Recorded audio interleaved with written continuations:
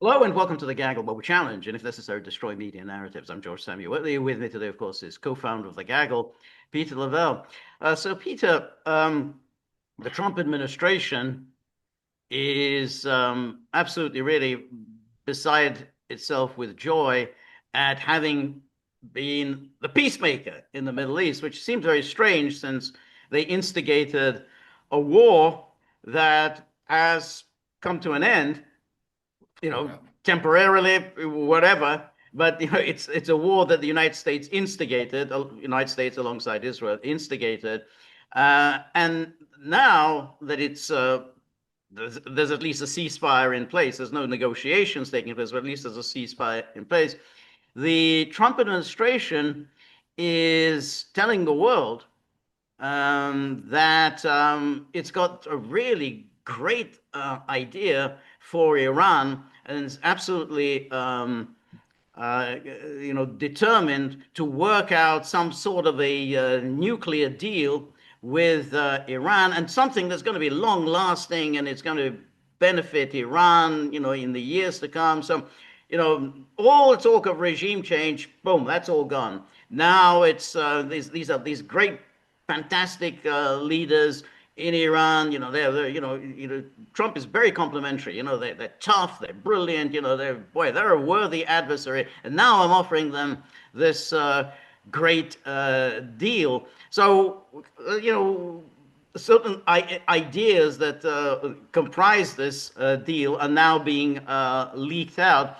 And the person who's obviously being chosen as the front man for whatever this deal comprises is Steve Witkoff, who who's been involved in a whole host of negotiations, not one of which has yielded much fruit. But he is very busy. Very peripatetic. Oh, you're really hard on the guy, George. Really That's hard. right.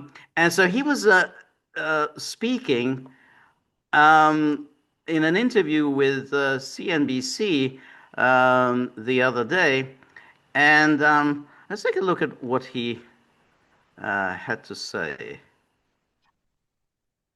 Steps for diplomacy with Iran.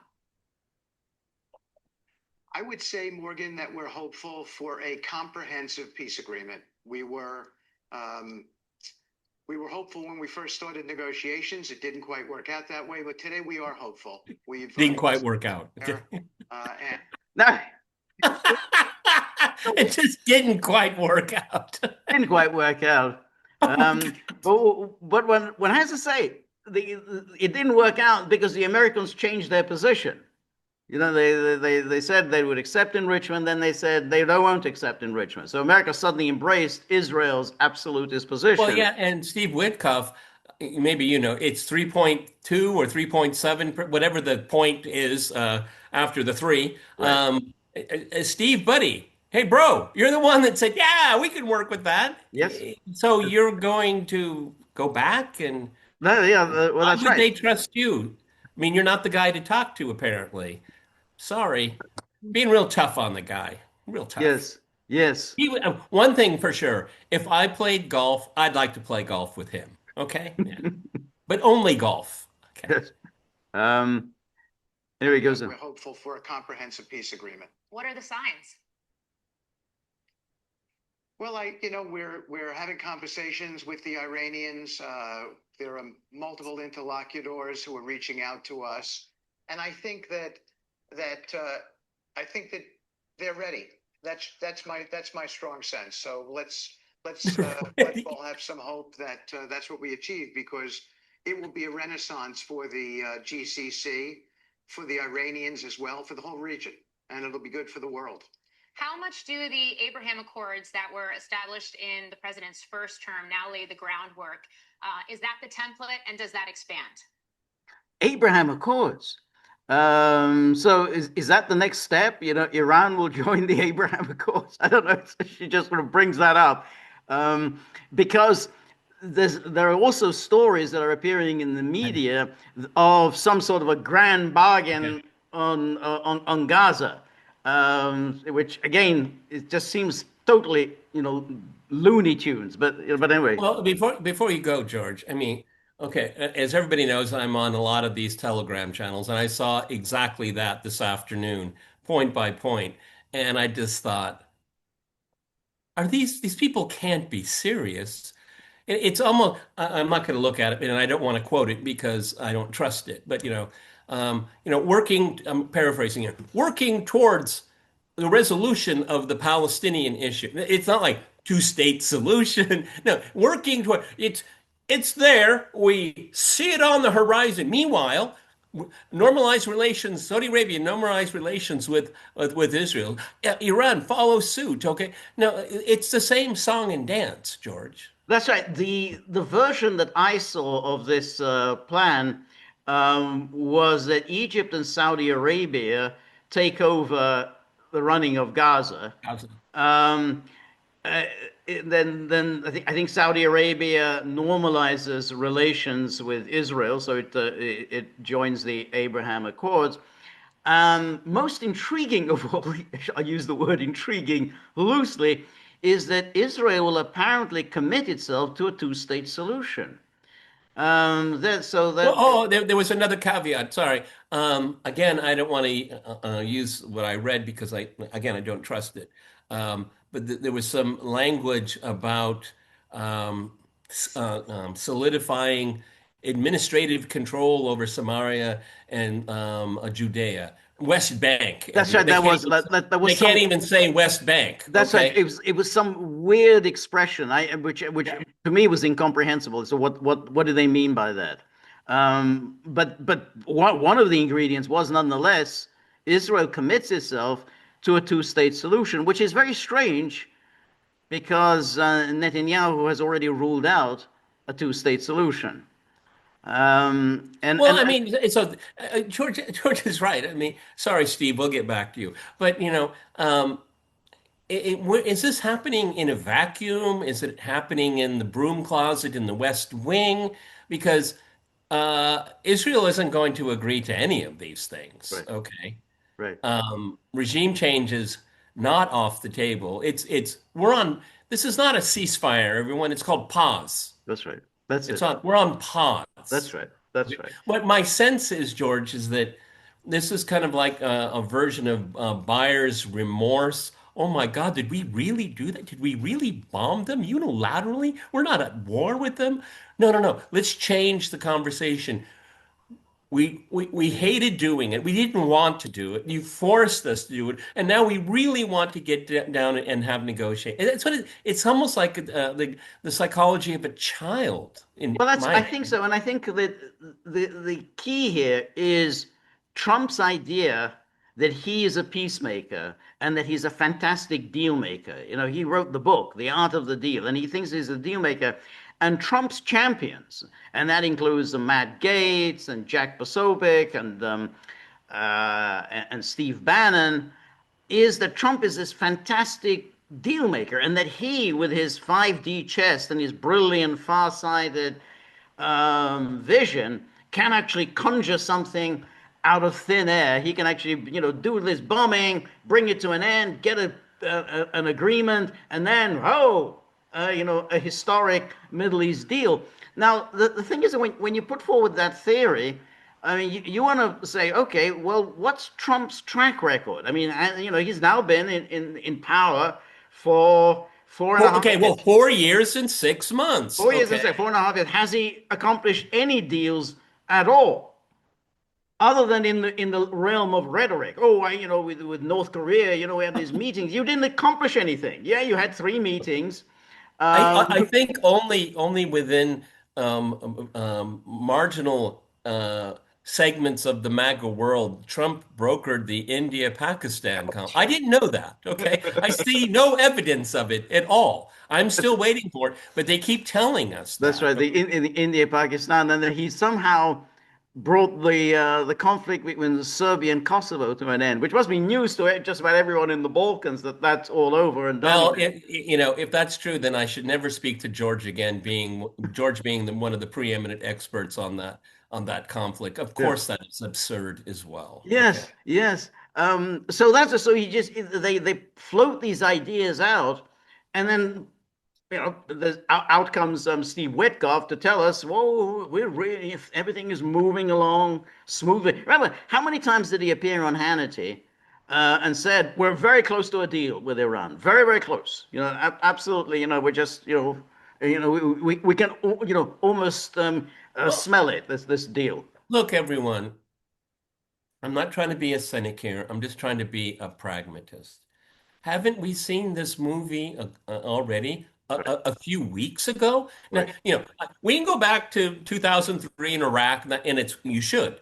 But Steve Witkoff, what you're doing is repeating what was going on in in April and May right, right, and June. right, Because, in my opinion, Israel is reloading its double barrel. Okay, and so we'll talk about peace and right, expanding the Abraham Accords right, and right, all of this. Meanwhile, right, we're getting Israel and let's be serious, Iran. They're both reloading. right. Okay. That's right. That's right.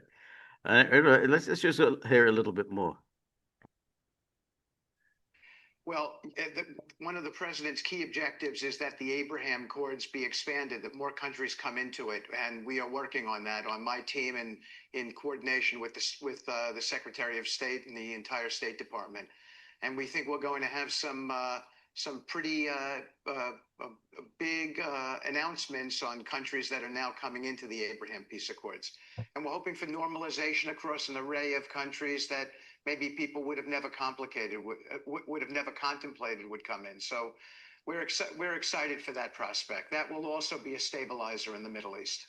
Stabilizer in the Middle East. So this it sounds so heartening. But here was this story that appeared in CNN about this outline of this deal that's being negotiated between uh, Iran and the United States. And here this is so.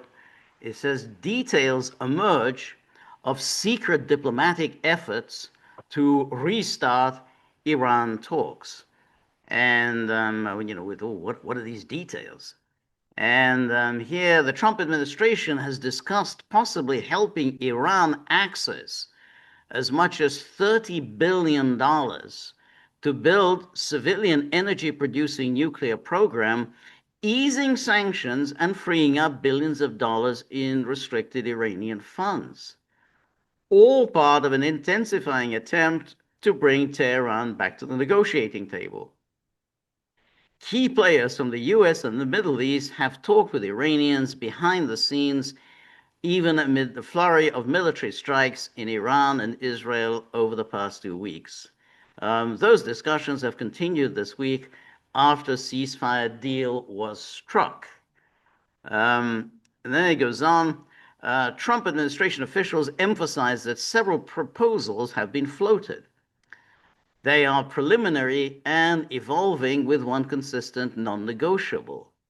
Zero Iranian enrichment of uranium, which uranium has consistently said it needs, but at least one preliminary draft proposal described to CNN by two sources includes several incentives for Iran. Some details were hashed out in a secret hours-long meeting between U.S. Special Envoy Steve Witkoff and Gulf partners at the White House last Friday, the day before U.S. military strikes against Iran. Well, you notice what's missing in all of this? Yeah, go ahead, say it. Okay. Where's Iran? Yeah, where is Iran?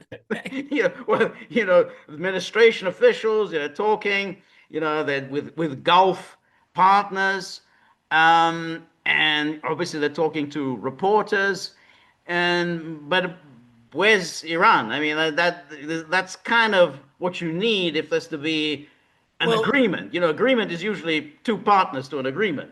this seems so complicated. I have an idea why Iran said it would limit its enrichment to just civilian use, for medical purposes and whatnot. And an outside agency could observe it, I mean, very closely. Oh, I'm sorry, George, they already tried that. That's right. Oh, they already tried that. That's Okay, right. the easiest way was already implemented. Right. Again, George and I are not boosters of Iran. Okay, don't mistaken us. Okay, but Iran's nuclear program was the most studied, examined, reviewed in history. Right. Okay, there's no comparison. Meanwhile, Israel has a program no Right. one's able But to see. that's the thing that Iran really acted entirely in accordance with international law and in accordance with the Non-Proliferation Treaty. I mean, the IAEA may complain about this or that, but that's just in the nature of things. The IAEA never accused Iran of diverting any enriched uranium towards weapons production. It never said that. They just said, well, not everything is as transparent as it should be. But that's a long way from saying that Iran is in any way in violation of the Non-Proliferation Treaty. And even if it were, it's still not up to Israel and the United States to act as global enforcers of the Non-Proliferation Treaty, particularly as Israel is not even a party to the Non-Proliferation Treaty. Yeah. What's really interesting here, again, we're being led by the nose here.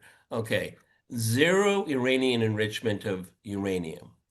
Now, what's really interesting here is that, and I think people that have come up with this are people of bad faith, because they know that enrichment is at least for the Iranians, an important issue of their sovereignty. This is their sovereignty, and they're not willing to compromise it. It's a principle. And it's very interesting is that this is this pattern. We compromise on this, and then you compromise on and then it's just one step after another. And so Iran is tethered enrichment to their sovereignty. And then these people that apparently are not talking to the Iranians yet, that's what they want to do. I think it's a very important ploy is that if you can compromise on this, then you can compromise on everything. And they're aware of this. Right. No, that's right. Anyway, the story goes on. Among the terms being discussed, which have not previously been reported, is an estimated $20 to $30 billion investment in a new Iranian non-enrichment nuclear program that will be used for civilian energy purposes. Now, one's always interested in, well, who's going to cough up this $20 to $30 billion? I don't think the United States government, given the feelings about Iran among members of Congress, I don't think the United States government is going to cough up $20 to $30 billion for an Iranian civilian nuclear program. And everyone, what does investment mean here? Okay, what is it? I mean, George is absolutely right, but let's just parenthetically. So Congress allocates 25 billion, let's, split it. To whom? Who's going to do this? Are they going to give the cash to Iranian government? Yes. Really? Okay. All right. Really? Is it going to be, will there be a bid? Will there be a non-Iranian bid? The Russians will bid for it. The Russians are good at it. They have Bashir already. They have experience there. I mean, 20 to $30 billion investment. I'm left hanging. What do you mean by that? Right. That's right. And then Trump administration officials and sources familiar with the proposals told CNN one official insisted that money would not come directly from the U.S., which prefers its Arab partners to foot the bill. Well, of course, they would prefer their Arab partners to foot the bill, but why would they invest in Iran's civilian nuclear energy program? I mean, they'll invest it in their own civilian energy program, but I don't know why they would invest it in Iran's.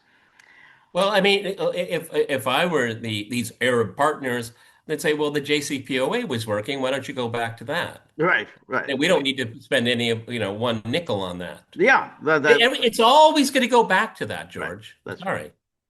Investment in Iran's nuclear energy facilities has been discussed in previous rounds of nuclear talks, in recent months. Yes, because the Iranians do not believe that anyone's going to come up with this money. I mean, that's just all talk. Oh, yeah, yeah, we got 20, 30 Well, why billion. would they even agree to it? We can No, do it. they No, wouldn't.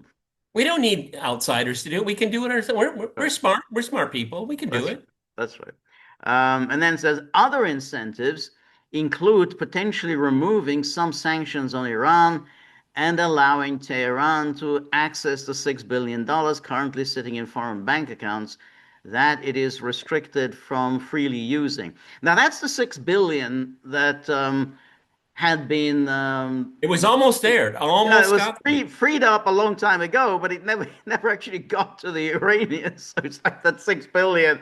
It's this has already been it's an ongoing thing, and they still don't have the 6 billion, which is their own money. They still don't have it. I don't recall at the moment the chain of custody, but it had left some banks and it went Yes, to it other had. banks, and Yes, those banks were supposed to. But just at that last second, right. I'm sure there was a briefing by Mossad in the White Right. House. That's right. Yeah. So yeah, that's right. And we have to check up on some of the sources of the 6 billion. Another idea floated last week that is currently being considered is for US backed allies in the Gulf to replace the Fordo nuclear facility, which the US hit with bunker buster bombs over the weekend, with a non enrichment program.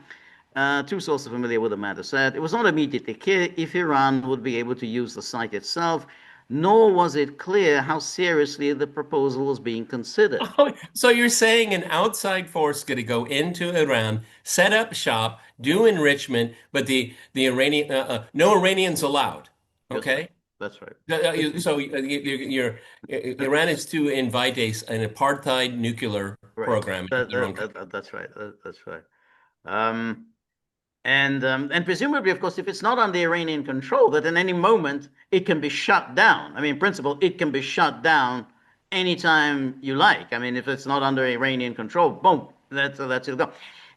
There, you know, given the rabid hostility towards Iran in the United States, there's no way that the United States will ever just simply accept, oh, yeah, fine, go ahead, you've got your nuclear energy program, and particularly if you have the means to shut it down. Which is why Iran always insisted on enriching its own uranium, because if we depend on getting our uranium from elsewhere, we're not going to get it. Because absolutely it'll be stopped. We'll be stopped from Oh, receiving come it. on, George. I mean, if this is just a pipe dream, but let's say Iran, for some strange reason, agrees to it. Say, but okay, as they're getting the papers, signing everything, before we sign this here, I think we need a conversation about your missiles. So let's Right. push the Yeah, yeah, agreement. It's almost done and yeah. dusted. Just need a Right. little bit of ink from both of us. But Yeah. let's talk about this. That's what they're doing. I'm That's what they do. sorry. No, no. The missile thing is that there was something that they're talking about now. Oh, okay. So that's the deal. Now, it is true though that Iran is in a bit of a tight spot after this bombing. Now we've had the Iran's parliament decreeing that no more cooperation with the IAEA, and they passed resolution that of withdrawal from the non-proliferation treaty, but none of these options is a particularly good one for Iran. I mean, Iran is short on allies. It's now the United States has crossed the Rubicon. It's bombed Iran for the first time since, for the first time ever, but for the first time since the 1979 revolution. And having done it once, and Israel having done it once, you smell blood in the water. You're not just going to say, well, that's it. It was just, it's a But one-off. We'll never do this again. we were talking with Ali Risk and Craig Murray on the John Laughlin's podcast, and that's something that you and I picked up immediately. I think it was Ali Risk that said the precedent, and you remember I kept saying Yep. the precedent, Right. that's what this is all about. Right. George is right. Okay, Right. we've done it once. Right. Right. Okay, what's going to stop you from doing it again? That's right. So And you've done it once with impunity. yes, You've done it once with impunity. Exactly. Nothing. I mean, there's been nothing.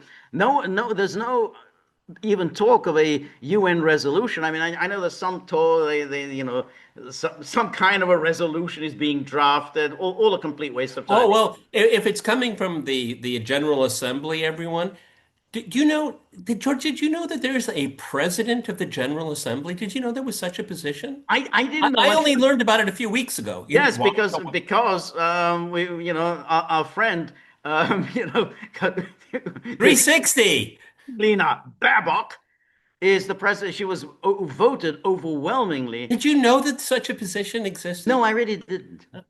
No, I really didn't. And because I always thought it was like the president of the Security Council. It's just like a temporary thing, and it changes. Yeah, our friends Every from month. Panama, Somebody new. Uganda, Yeah, the yeah. Jamaica, Right. right. Right. Whoever it's Buggins' turn. Whoever every month they becomes a new president. So I didn't know there was this position. So that's nice for her. I think it's a year. It's a year-long position. So I guess I'm sure the apartment paid for probably in a very nice part of New York. Okay, yep, chauffeur. yep, yep, yep, Okay, yep, expense account. Got to change those drapes. Okay, yep, so yep. yeah, what a cushy job from one of the quintessential failures in foreign policy Yes. history since the Second World War. In the first place, I don't believe she will attend any General Assembly meetings. So It's she'll a get no-show it's a job. It's a no-show job. She'll get some flunky to sit for her. And all of it, and all of these jobs at the UN, it's basically cocktail parties. I mean, that's all they do. They just do cocktail parties, and that is just all entertaining. Yeah, Um, that's why I'm sure she brought her white pantsuit with her, okay, to New York. so that's possible. But in case of Iran, so they can say, well, we won't cooperate with the IAEA anymore. But that puts them in a perilous position, because say, well, you're not cooperating with the IAEA, so therefore we don't know what you're up to. Who knows what you're hiding? Yeah, but the problem is that the IAEA did know what they were doing and they got bombed. Right. That's the pickle George is That, that, describing. that, that, that, that's right. That's right. But at this stage now, Trump is claiming, and the Trump administration is claiming that the entire nuclear program has been obliterated, including those 400 kilos of enriched uranium. So then We what's have the no problem evidence with for that, but that's what their claim is. yeah, That but then 400 kilos of enriched uranium are buried deep underground. okay, this is a hopeless loop here. Okay, so the Trump administration claims everything has been obliterated. Okay, so then why do you need the IAEA? There's nothing to look at. See how it just Right, right, all right. contradicts itself? Right. Um, but the IAEA, I mean, they will still insist, hey, we have to go in, we have to make sure that everything has indeed been destroyed. Because remember, the only Trump and his people are claiming it's all been obliterated. Everyone else is just saying, well, it's been severely damaged. Obliterated means it's gone Yeah. forever. Severely damaged means that it can be resuscitated. And that's why Pete Hegseth, it was Operation Midnight Hammer. I'm sure it's named after his nightly routine being hammered.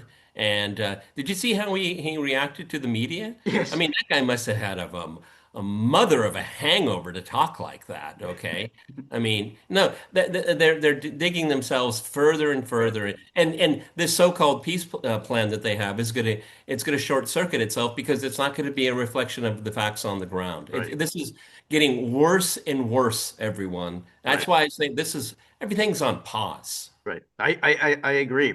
Um, but then you have to think, well, what does Iran do at this stage? I mean, just simply saying, well, hey, well, Iran should just walk out of the non-proliferation treaty. Well, it's easier said than done. I mean, then you're absolutely open to bombing, much more extensive bombing, because it's come from the United States than the last one. The last one was that just hit those three nuclear sites. The United States could then decide they're going to be bombing a lot more than just nuclear sites, very extensive bombing. So that certainly would be America's response if Iran announced that they were leaving the non-proliferation treaty. And even, as I say, if they say we're not going to cooperate with the IAEA, again, you are vulnerable to attack. So Iran doesn't have good options, and then the sanctions are going to go into place. I mean, there's the snapback sanctions will go into place in October. So I don't know whether Iran can revive that nuclear program, whether that's really was going to be top of their agenda for the time being. Yeah, and but let's drop the other shoe. So Donald Trump, you want to have a long-term frequent bombing campaign of Iran? Is that what you want? Is that what your presidency is going to be about? Um, that's that's a very bad option for Iran, but politically speaking, it's not a good option for Trump. No, Okay, not this is very, very unpopular. Georgia and I have gone over this territory many times. The Trump administration has still not made a case for why it no, did what it did. no, Okay. no, no. All right. So you had a few MAGA influences. They were sheepdog back in. That's always a part of the gambit. But the public opinion itself is not on board with this here. So it's a bit of a pickle for Trump as well because either you go along with this or we're going to bomb you, and then okay, well you're going to bomb us. So you're a war president, and the law of unintended consequences kicks in. Well, then maybe Iran will, if it's going to be a indiscriminate bombing campaign, well, there's a lot of American targets. The Iranians showed enormous restraint and sophistication, I would say. If it's just going to be a slog fest, well, then Iran can participate as well. No, I agree, and this is a point that I think Glenn Greenwald made is that all the talk about how they're loonies, the mad mullahs, everything that we see from their behavior, they are extremely cautious. They calculate everything to everything to the minutest nuance, and this is a people who think several steps ahead. And there's nothing here. Hey, let's commit national suicide. Let's just simply let off a nuclear weapon. Well, I was made aware of negotiations that Iranian media was having with Russian media. Oh my God. Oh my God. They, like there's 30 points, they're on the 27th point, oh, we're almost Right, done. Let's go back to point number three. right, Okay. And that's what they do. Go over and the Russians are pretty meticulous, but right, the Iranians, they blow your mind. right. They look at everything very, very carefully. There's no serendipity around these people. These people are hardcore, Right. meticulous, detail-minded. And we've seen all of this to date. Correct. No, I agree with you about Trump. Trump has a problem on his hands because, of course, if he does commit himself to a kind of prolonged bombing, in other words, 6 months' time, he's going to start all over again. That is going to be a problem. The polls are showing that this is not a popular policy. They haven't laid the groundwork. They haven't explained why they did what they did. So the public is at least And the result is not what they claim, the apparently. result is not what they claim. I'm reserving judgment on that. People love to throw in on that. I don't know. Let's see the evidence, Well, okay? exactly. We simply don't know, and that's why even that 400 kilos of enriched uranium, we don't know. They said Trump says, oh, they didn't get it out. It's buried underground. Maybe. How do we know that? I mean, He's the only one saying it too. right. That's right. So, I mean, it's quite interesting that they haven't detected any radiation, any unusual radiation levels, which I would have thought if they destroyed it and it's buried underground, you'd still get some kind of radiation. That hasn't happened. But you're right. Since it's not popular for Trump to go down this path as a kind of becomes a regular thing, bombing Iran, just like bombing Iraq was this regular thing throughout the 90s. No one ever actually knew why are we bombing Iraq. I mean, Yeah, but Iraq couldn't strike back. no, Iraq. Yeah, that's right. That's true. Iran can. Right. Yeah, no, I think that's right. That's a big difference. But so far, And I'm sorry to interrupt, but those if the bombing, if we return to hostilities, Iran can continue to assault Israel. Okay, yes, also. that's right. But Iran will need to recover a little bit. I mean, I think probably Or then maybe has to recover a lot. maybe exactly. I mean, I'm sure its inventory of ballistic missiles is much depleted now. Its launchers have been damaged, so it's going to take some time to recover. But that's something that they can do rather than the nuclear facilities, which I think is going to be is a much more difficult thing to revive. Um, but but yeah, I mean, I don't think it's at all popular, and that's why I think Trump is putting out these stories, these ludicrous stories about how we're very close to a deal in these negotiations. So yeah, Steve Witkoff is going to start talking very soon with the Iranians. They're reaching out to us. They want to negotiate. They're putting out all these stories, even though Iran, Iraqi, is saying no. There are no negotiations Well, scheduled. given, okay, again, I wasn't in the Oval Office, okay, so I'm just going on media reports from people that a I tend to have a lot more trust in. Um, it it looks like that Trump sided with not with his own intelligence community, but with Mossad Yep. and the Israelis. Yep. Okay, their interpretation. Do you know, Mr. President, Iran is going to deliver a warhead to the Houthis? Right. I mean, really? Right. You didn't have your own people say there. I think that's not going to happen. We have Right. no evidence of that. Right. And so, the reason why I bring it up is that, Steve Witkoff, a nice, I don't know what his golf game is. He's probably a good caddy because that's what he looks like for Trump. The Israelis are not going to buy into this. No. No. No.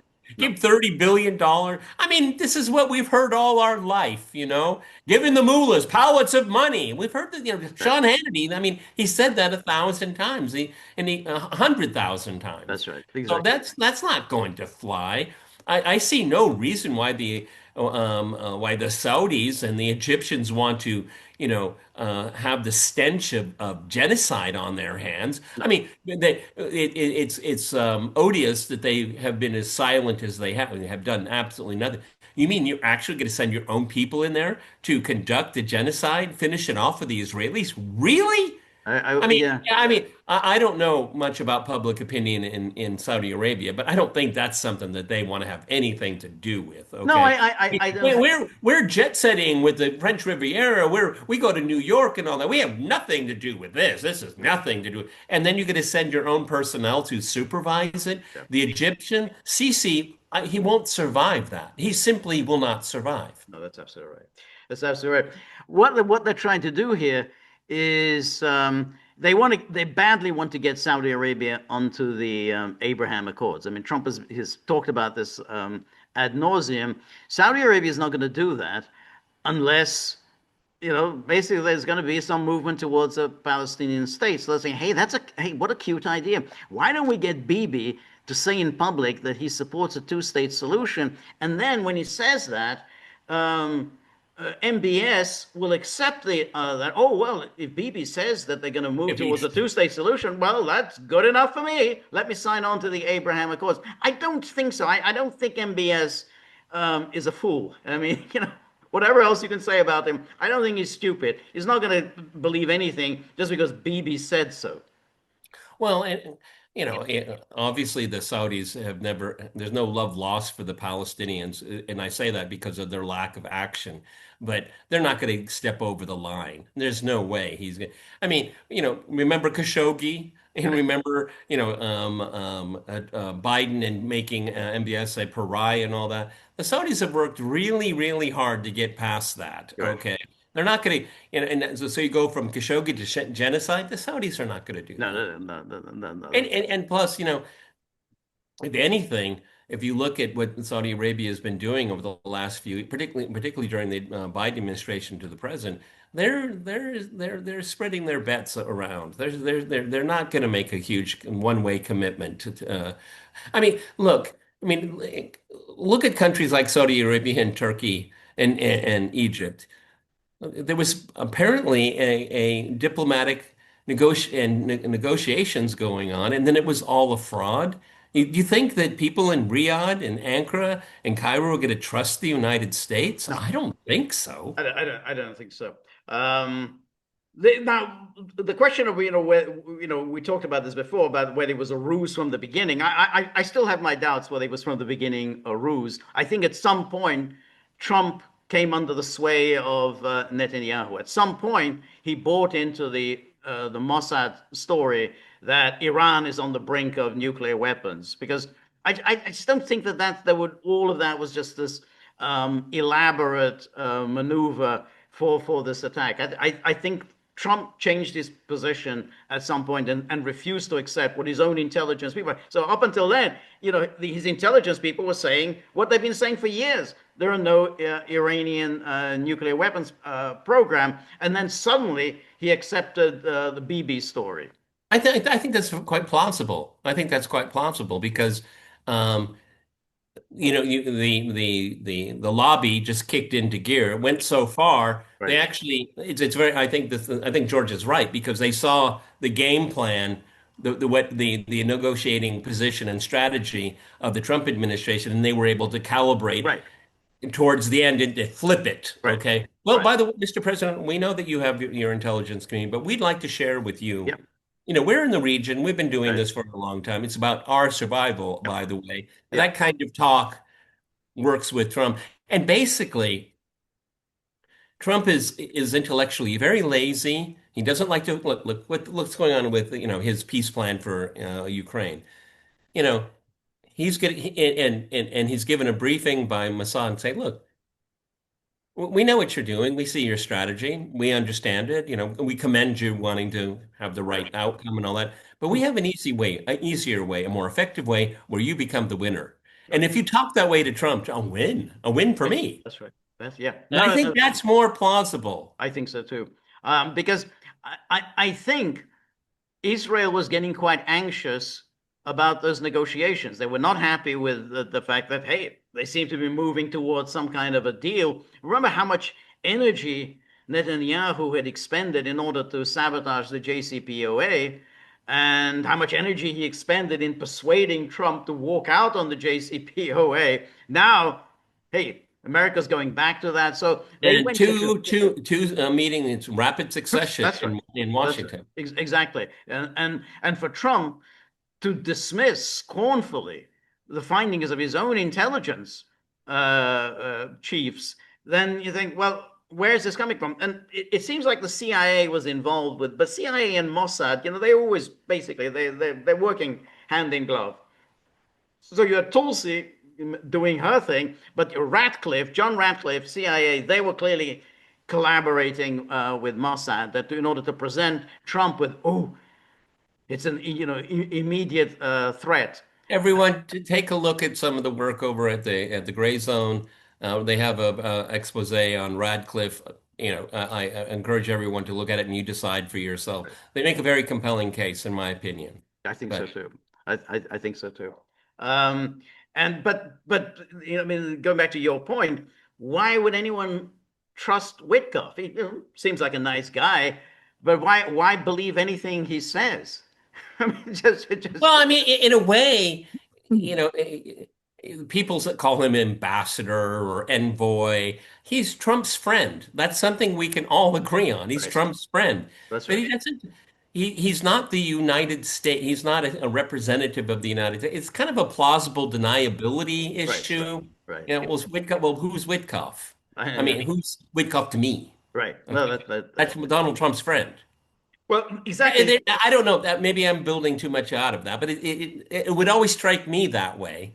You're right because that's his only qualification. It's not like, well, he's Trump's friend and he has years and years of foreign policy behind him, so that he actually knows the He's no world. Jim Baker, okay? Exactly. It's not exactly. He's not James Baker or Henry Kissinger or somebody. Yeah, you can send him along on some peace envoy mission because he knows a great deal about how the world works.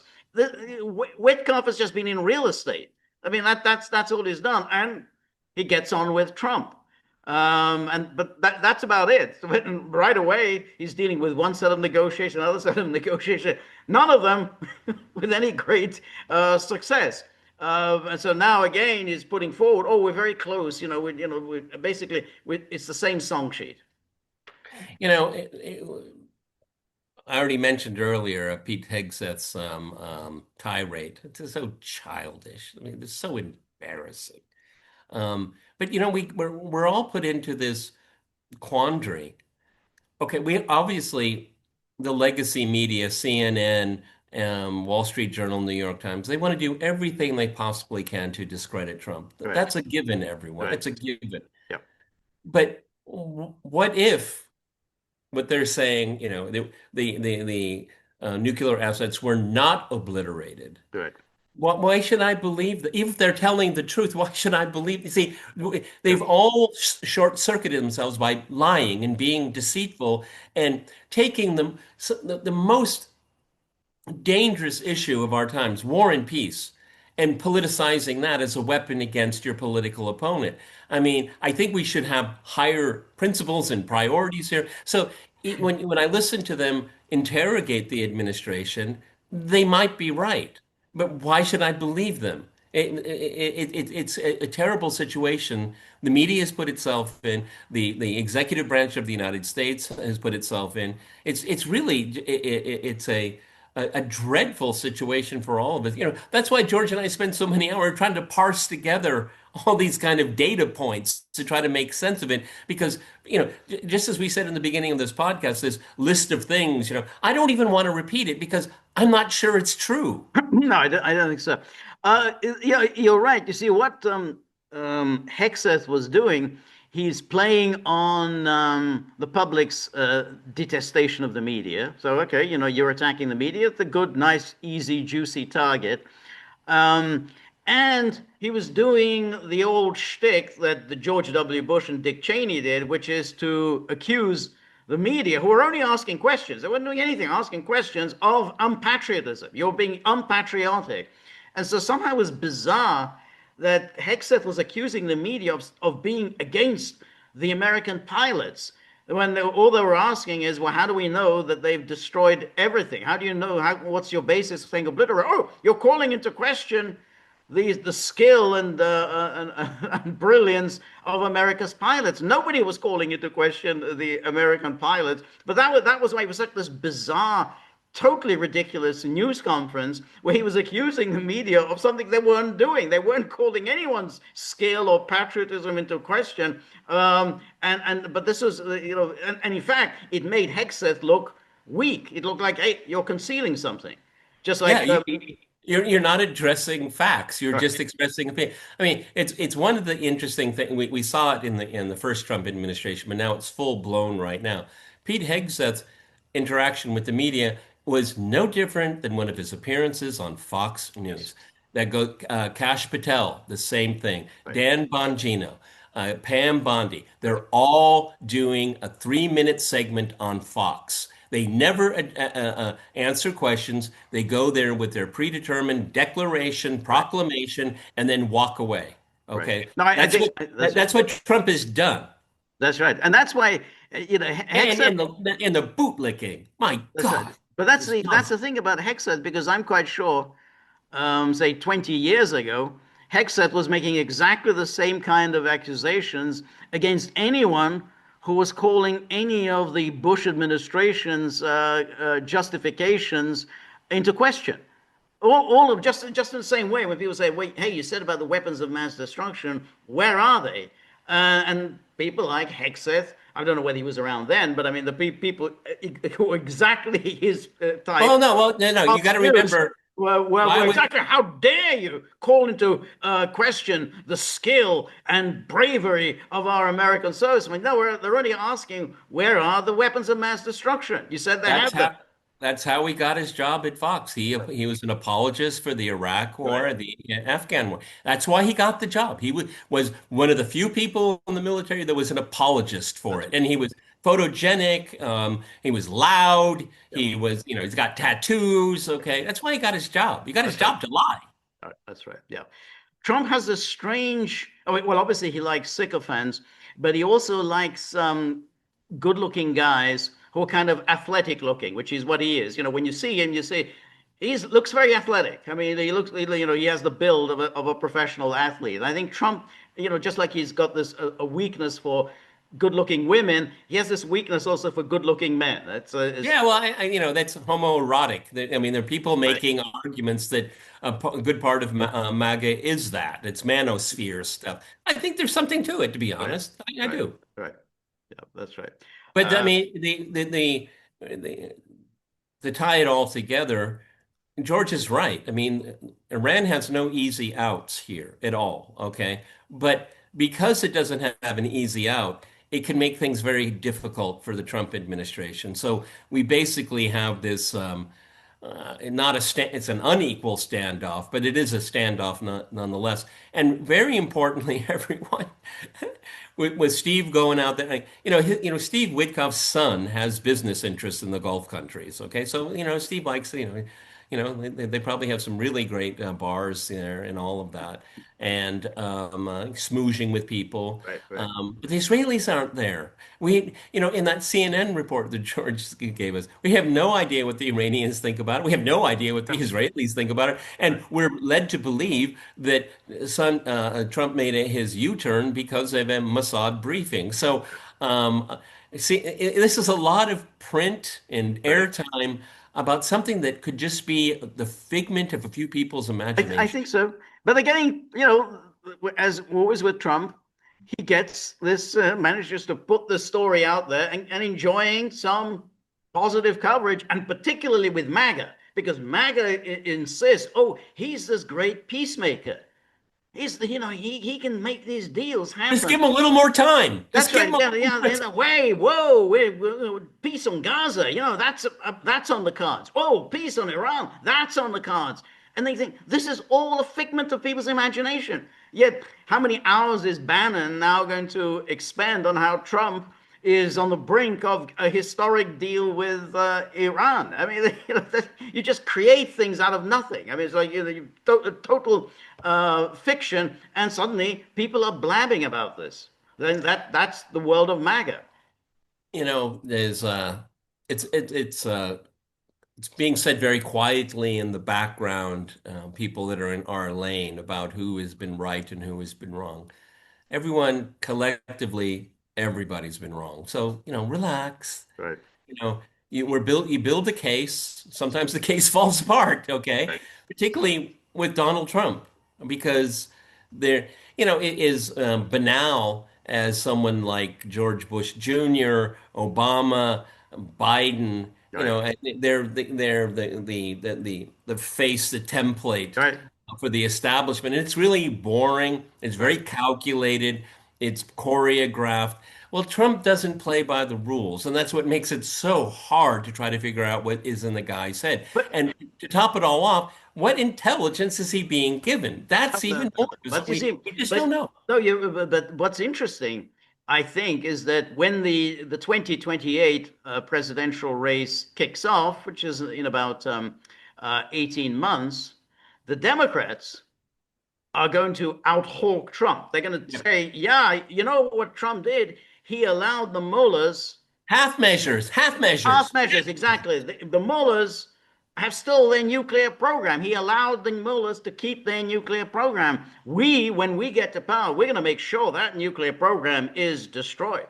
So he's essentially, Trump is laying the groundwork for the Democrat onslaught against him. Just as, you know, George Herbert Walker Bush, the old man, was basically was done in, you know, in subsequent years by saying, hey, you didn't get the job done. You allowed Saddam Hussein to escape. You put such a narrow focus. You are just getting him out of Kuwait. That was wrong. You know, you should have listened to what Israel told you. Israel said you got to get rid of Saddam Hussein. You didn't do that. And the Democrats, Bill Clinton, everybody Yeah. attacked George H.W. Bush for not getting the job done.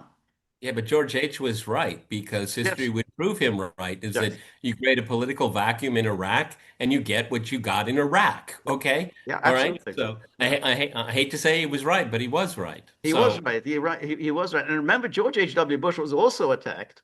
It's a different subject. You remember the Chicken Kiev speech? You know, when he said about suicidal nationalism? God, he got so much flack for he that. was right. He was right, yeah. But talk about suicidal nationalism. Okay.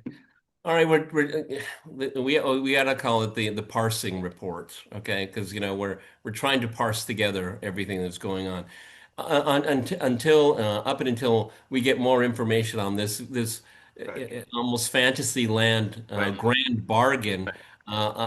I think it's a farce. But until maybe we get something more, they'll put some meat on those bones and try to make sense to us.